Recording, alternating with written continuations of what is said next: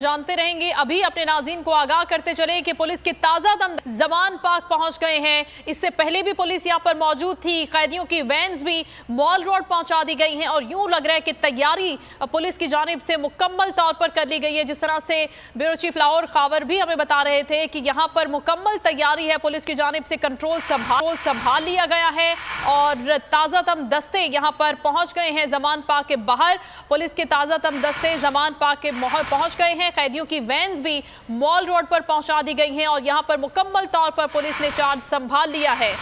अखलाक बाजवा बोल न्यूज़ के नुमाइंदे खुसूसी हमारे साथ हैं, उनसे हम मालूम करते हैं यहां पर क्या सिचुएशन है। अखलाक बता।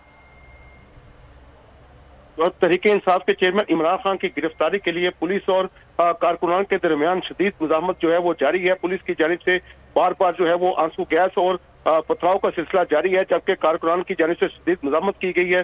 पुलिस जो है वो इमरान खान की रिहाइशगाह के अंदर दाखिल होने की कोशिश करती है और बार बार दाखिल होने की कोशिश कर रही है, जिसे कामयाब नहीं होने दिया जा रहा कारकुनान की जानिब से। और कारकुनान की जानिब से शदीद जो है वो इस वक्त मुज़ाहमत की जा रही है, जबकि पुलिस जो है वो भारी जो ऑपरेशन है उसकी भी तैयारियां कर रही है।